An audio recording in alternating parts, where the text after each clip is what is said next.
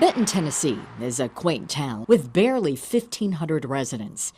In 1983, it was the site of a massive explosion that rocked it to its core. It sounded like a shotgun at first, up close. But after I got thinking about it, it wasn't. It's like thunder. At first I thought it was an airplane crash. The detonation happened on the morning of May 27th at an illegal fireworks business concealed behind Webb's bait farm. The blast killed 11 people. Investigators found body parts more than 300 feet away. As far as we can tell, this was an illegal fireworks manufacturing business. And I'll show you an example of some of the fireworks we've picked up. And on the scene, there were literally thousands. This type, the large silver one, is called the M100, which is an illegal firework. We're told that 3 of these have the explosive effect of 1 stick of dynamite. I haven't seen anything like this since I was in Vietnam in '66, and I would say that this would roughly equate with the effect of a 500-pound bomb. The force of the blast was powerful enough to shatter windows on nearby homes.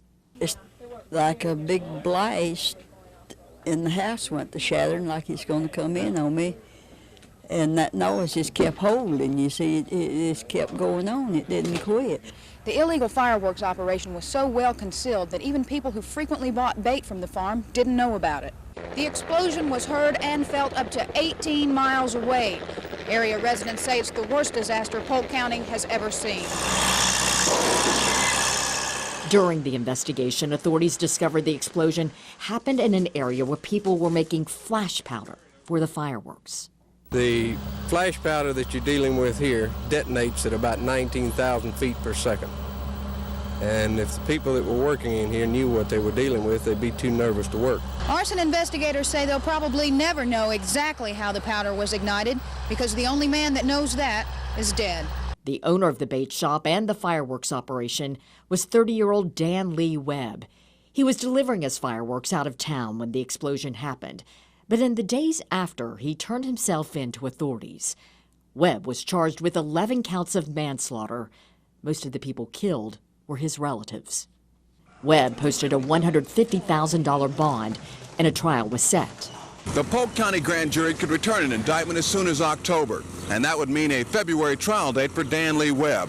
If he's convicted of the 11 counts of manslaughter, he could be sentenced to as many as 55 years in jail. Webb's trial was pushed back to April 1984, but because he entered a guilty plea and cooperated with authorities on other cases, Webb was sentenced to 10 years in prison. Really doesn't seem too fair to me, because there's quite a few of my friends got killed over there.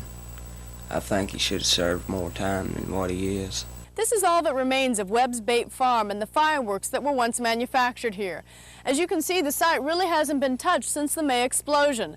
And with Webb starting his 10-year sentence on June 4th, it's unlikely anything will be done with this site for quite some time. Today, the site of the explosion is home to Big Frog Mountain Outfitters, and the land shows no signs of the explosion that rocked Benton 40 years ago.